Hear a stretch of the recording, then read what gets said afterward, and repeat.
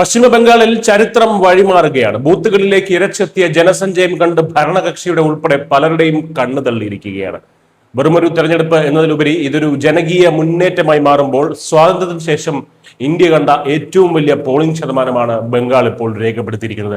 April 23 നടന്ന ആദ്യഘട്ട വോട്ടെടുപ്പിൽ ബംഗാളിൽ രേഖപ്പെടുത്തിയത് 91.91% പോളിംഗ് ആണ്. തമിഴ്നാട്ടിലും ഒറ്റഘട്ടമായി നടന്ന വോട്ടെടുപ്പിൽ 84.8% പേർ വോട്ട് രേഖപ്പെടുത്തി.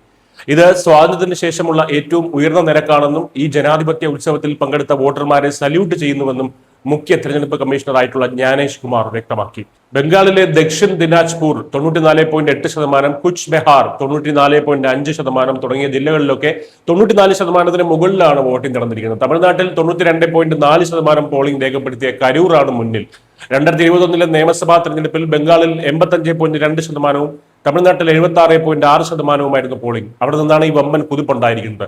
എന്തുകൊണ്ടാണ് ബംഗാളിൽ ഇത്രയധികം ആളുകൾ വോട്ട് ചെയ്യാൻ ഇറങ്ങിയത് എന്ന് ചോദിച്ചു കഴിഞ്ഞാൽ ഇതിന് പിന്നിൽ ഒരൊറ്റ ഉത്തരമേ ഉള്ളൂ. 15 വർഷമായി തുടരുന്ന മമതാ ബാനർജിയുടെ തൃണമൂൽ ഭരണത്തോടുള്ള കടുത്ത ഭരണവിരുദ്ധ വികാരം, സുരക്ഷയില്ലായ്മ, അതിർത്തിയിലെ പ്രശ്നങ്ങൾ, അനധികൃത കുടിയേറ്റങ്ങൾ എന്നിവയ്ക്കെതിരെ ജനം വിരലിലെ മഷിയായി പ്രതികരിക്കുകയാണ്.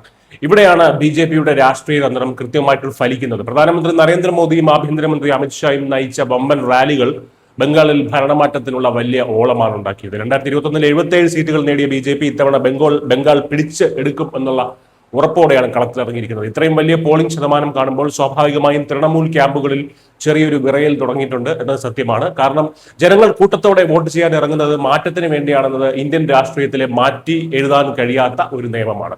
ബംഗാളിലെ ആകെയുള്ള 294 സീറ്റുകളിൽ 152 എണ്ണത്തിലാണ് ഏപ്രിൽ 23 വോട്ടെടുപ്പ് നടന്നത്. ബാക്കി വരുന്ന 142 സീറ്റുകളിലേക്കുള്ള രണ്ടാം ഘട്ട വോട്ടെടുപ്പ് ഏപ്രിൽ 29 നടക്കും.